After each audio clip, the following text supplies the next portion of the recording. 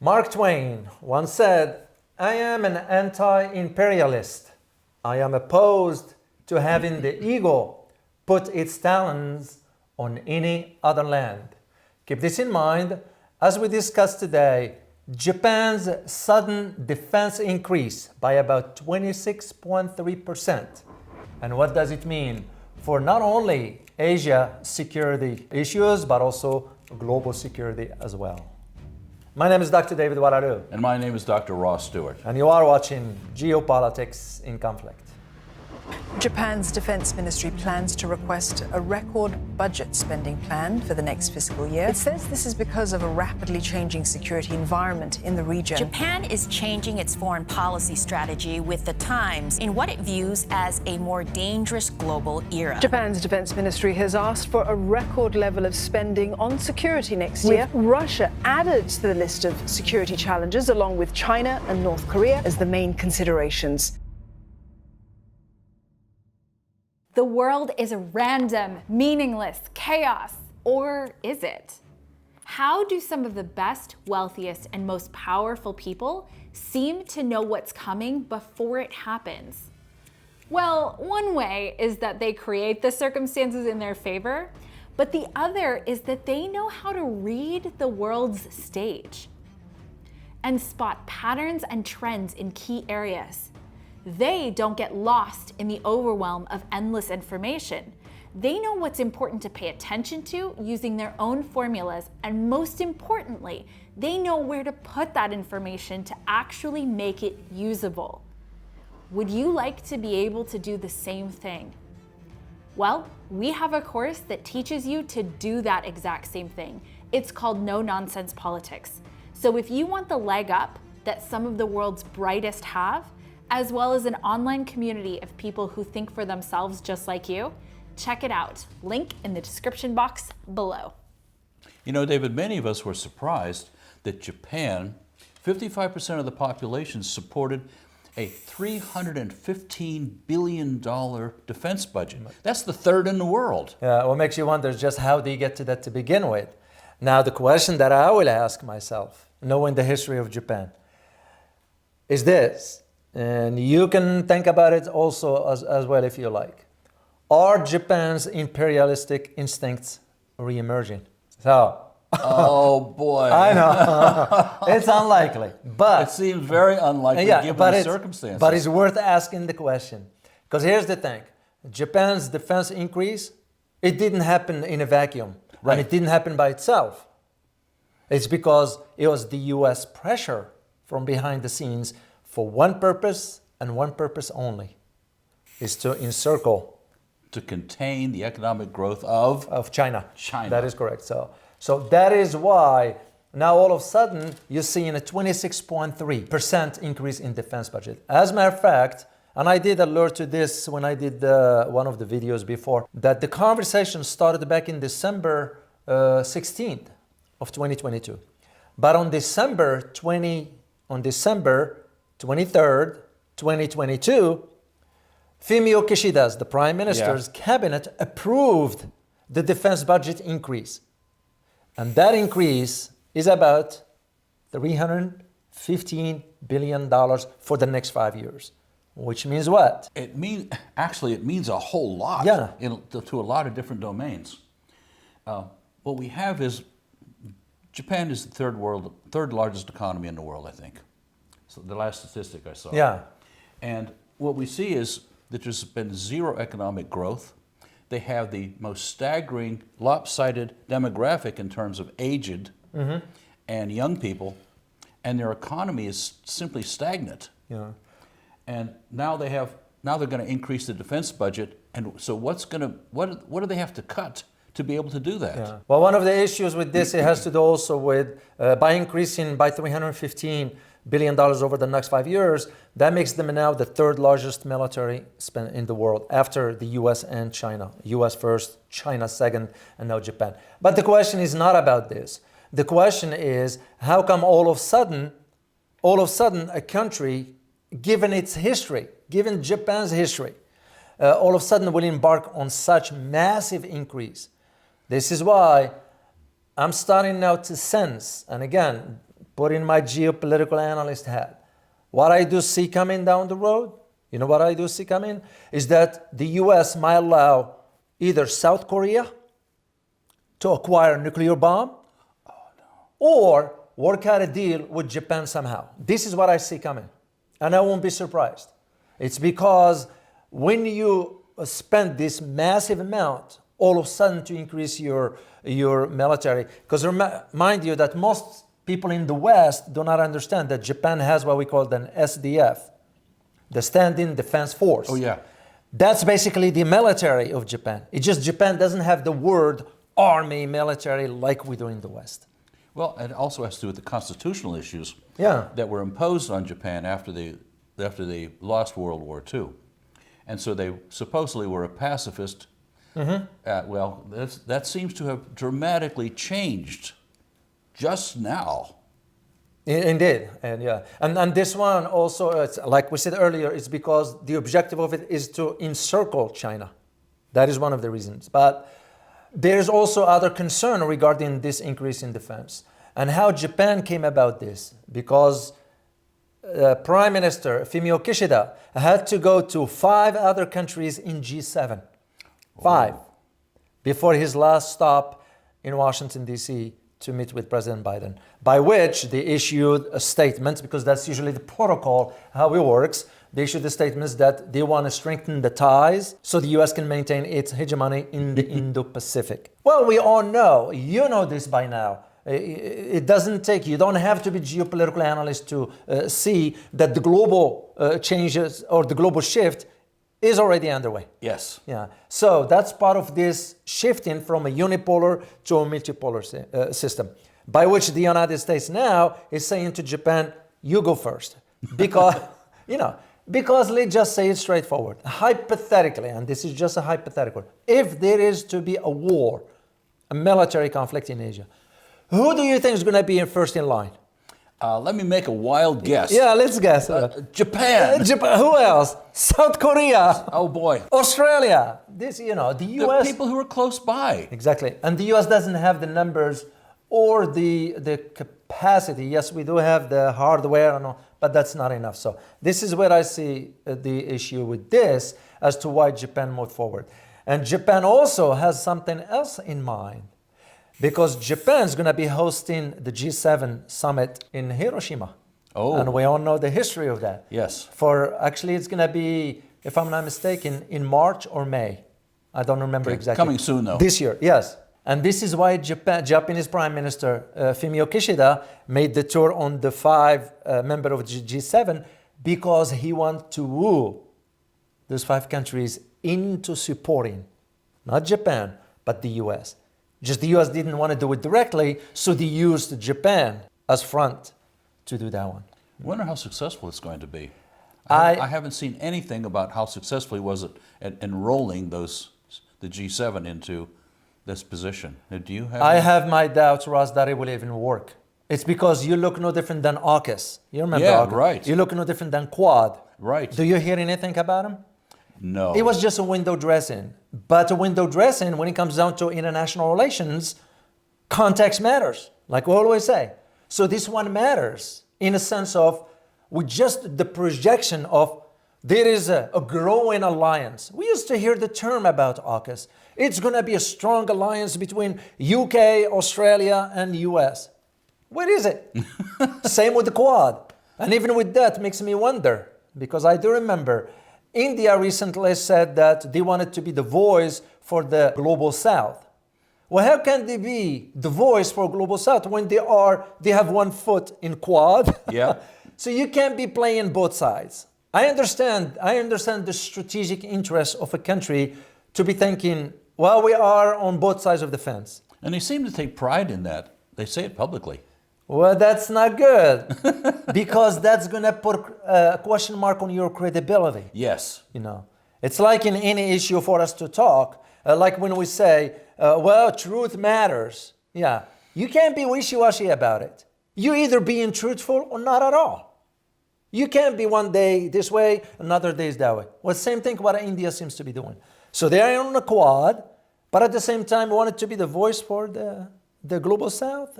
That doesn't work. Second, there will be no comparison between them and China, economically speaking. So India, we need to address its domestic issues. Yeah. They got a major ethnic tensions. Oh, Yeah, you talk about major. exactly. And they got the poverty, they got the lack of infrastructure. And when I say infrastructure, I'm not referring to bridges and ports. I'm referring to telecommunication infrastructure, financial infrastructure, energy infrastructure, till India address those issues first before they play a role on the global stage. In the case of Japan, and this is where it's going to be the dilemma for Japan. And the dilemma that I see coming soon is that by the time, within 2 or 3 months, the population in Japan is not going to be happy about all this. Because their argument is going to be, why is the government spending billions on defense when we have domestic issues? And the domestic issues are not going to go away. That the demographic one is actually an ongoing tragedy. They have the highest percentage of elderly retired people in the world. Wow. Compared to the working young people who are not being replaced. Yeah, this is no different than Canada, No different from Canada. Germany, I think Italy, France to a degree, Portugal, Spain, to my knowledge, Scandinavians, some of them, Sweden, for example. Let's include Russia. Russia also. Yes, you're absolutely correct. And one of the things that Japan has been noted for is they don't like immigrants. And other countries are saying, okay, bring on some immigrants. We're hungry now. Well, you're right, except that they are changing the policy. I looked into it, Ross. Did you? I found out that now Japan is welcoming immigrants, Wow. was just shocking to me. Well, it's no different than what Germany is doing. Oh, yeah. Why do you think Germany is allowing immigrants? Because they care for the immigrants? No. It's because the population is aging. So what you're going to be seeing basically in Japan is the demonstrations will be taking place against the government's decision because their argument is going to be, why are we spending money on defense when we have issues to deal with? And it's rightly so. It's no different than what we have here in America. Oh, yeah. Except for us, some of us Americans have no clue what's going on, sadly. You know. I think part of the propaganda machine from the Japanese government is, hey, look, we got Russia to our north. We have we have North Korea. We have China. We have enemies surrounding us, and the Chinese are wanting to impose on our territorial waters for their shipping. Going, they're dangerous. Going, Yeah. as opposed to maybe there's a way to talk to all these people and get along. Well, exactly. It's like what Philippines just did with China. Remember when we talked about this one at some point, when the president of Philippines, Marcos Jr., went to China and received the red carpet treatment. I can see the smart move on part of China, but also the smart move on part of Philippines. Yeah. Because Philippines is one of those countries that is also, it's almost similar to Japan, because Philippines falls under the protection of the US militarily. Yeah. And we have bases in Philippines and so forth. It's a former colony. Yeah. What do you expect?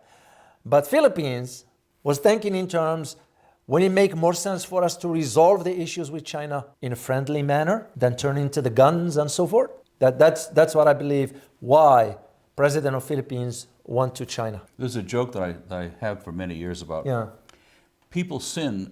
One of the main sins that people do is they're rational. They think well. They're going, hold it, how could that be a sin? How could that be something to be condemned and wrong? But here we're seeing irrational, at least in my own opinion, irrational behavior. Well, and in the case of Japan, because here's the thing, when you start to think about, when you usually deal with geopolitics, you think about all the possibilities that could emanate or it could emerge from one particular issue, whatever that issue might be. In the case of Japan, so once again, if I am to put my geopolitical analyst hat, you know what I see? I see that Japan is placing itself as a target because by increasing defense, they are putting themselves as a target because if there is any conflict in the region, Japan will be targeted. What is the popular phrase going around now about, we will fight this war with Russia to the very last Ukrainian? Well, that will be the same on Japan. We'll wage this conflict with China to the very last Japanese. Yeah, I won't be surprised, Ross. I won't be surprised. There is another issue while I'm thinking about it before I forget. Could this be also an indication for what lies ahead as far as the upcoming presidential elections in Taiwan. We don't call them presidential because, you know, Yeah. we call it presidential because that's how it is known in the West. Right. You know, it's almost like for us with another state here. Yeah. Well, we don't call the governor a president, we call Right. him the governor. So, but in any event, so I'm thinking, could this has to do with those elections in 2024? It certainly seems that an interesting correlation Well, because Japan did mention that they will come to to the aid. If China Yes. invades, they will come to the aid of Taiwan. Yeah, Even if the Taiwanese people don't want it. yeah. And there seem to be more and more indications that they do not want a war with mainland China. Matter of fact, reunification might be forthcoming. I did find one thing about Tsai, that Yeah. some of her ancestors are from Japan. Oh, wow. It goes way back. Now, I can't confirm that, by the way, just to let you know, but at least what I found, it's tied to Japan. So I don't know if this has to do anything with it or not. So when we think about why Japan all of a sudden with this increase, well, of course, because we do have troops in Japan. Only 54,000, right? Only. That's a lot of troops. And as a matter of fact, I had an interview with Professor Hammond. Oh, yeah. And we talked about the Okinawa. Do you know Okinawa? Which I did not know. Okinawa was an independent kingdom. Really? Yeah. Professor Hammond explained that, and you guys will see it when we release the video for that. Just be on the lookout. Stay tuned for that one. So, He's always fabulous. well, it was fascinating for me to learn. I did not know. I did not know that Okinawa, and only start to realize, is this why the locals do not want to have American presence, military in that island? Do they actually consider themselves not Japanese? They consider Okinawans? Yeah. So I got now it. that explains it. Historically, I did not know. They were independent back then. So, and this is why we have to put the military increase in Japan within the context of its historical trends, Yes. shall we say. Oh, you mean we're going to go focus on trends and patterns? Oh yeah, because that's the best way to learn. It's like putting all the puzzle can be put together if you take piece by piece and put it in the right place. You can actually understand what's going on in the world. Exactly, and this is part of where the issues with this increase as to why. What is literally the main focus of this increase? What could it be? The possibility for Japan all of a sudden, because this is what it's all of a sudden. Why Japan didn't do this 10 years ago? And beside being pressured, is the change within the global system. That has to be it. The dollar, the hegemony, Yeah. monopolar, it's fading rapidly. And so we're seeing what could be called crisis interventions. Yeah, because this will represent like a ticking bomb in the region. You're right. Now, because you're going to have now countries in the region, especially ASEAN, pushing back against Japan for this. To the point now, like I said earlier, I'm not ruling out the possibility of one of U.S. allies in the region, like South Korea, be allowed to acquire the bomb. You know, if it is the case, we're talking about a different conversation here from a security It perspective. seems so irrational because South Korea is directly neighbored by China and has billions and billions of dollars of trade going back and forth. Yeah. Well, the idea just for Japan to increase by this amount now is going to push for an arms race. Because what do you think other countries going to be doing? What do you think Philippines is going to be doing? What do you think Vietnam is going to be doing?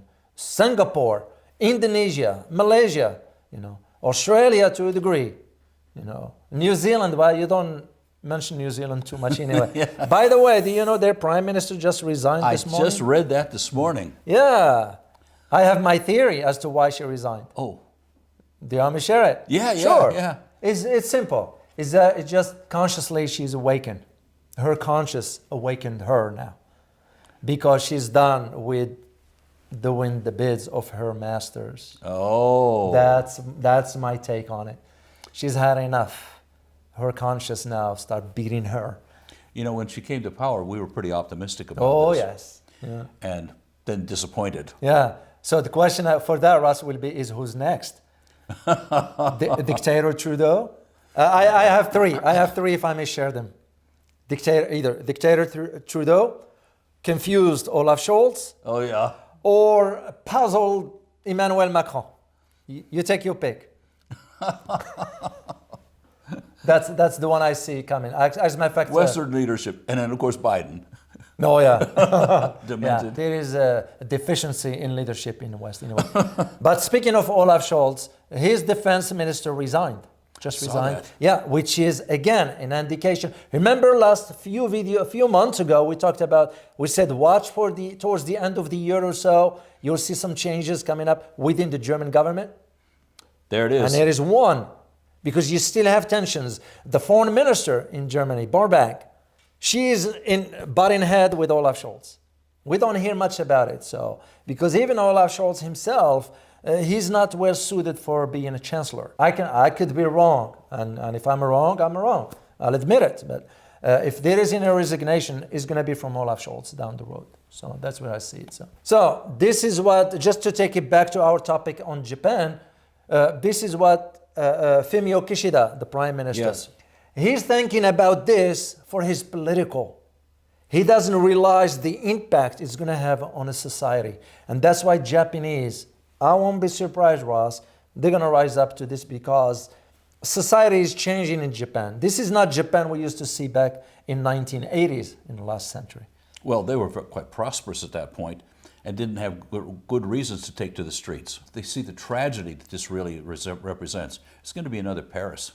Yeah, it's going to be major. So, and this is why we wanted to come and share this with you, just to put things in perspective, because you need to sort of see the big picture. Again, like we always say, those things don't happen in a vacuum. There is always a reason and motives behind that you have to correlate, or it's like a puzzle. You put the pieces together for you to come up with that idea. So, any final thoughts, Ross, before we close this out? You know, we're always focusing on trends and patterns. Take this piece of the puzzle and put it into the changing bipolar world or multipolar world. Multipolar world, yeah. And put this in and say, oh, is that really going that direction? Well, it certainly seems to be. It's another piece of the puzzle. Yeah, well, that's exactly what we do in our course, because that's why we wanted to focus on that, because that will help, people understand how to assess and spot those trends. Exactly. Well, we hope you find this very informative, and as always, prepare yourself for a changing, not a challenging, as Elizabeth always tells me, it's a changing. Now, joking aside, as always, prepare yourself for a changing world order. Till next time, guys. Bye-bye.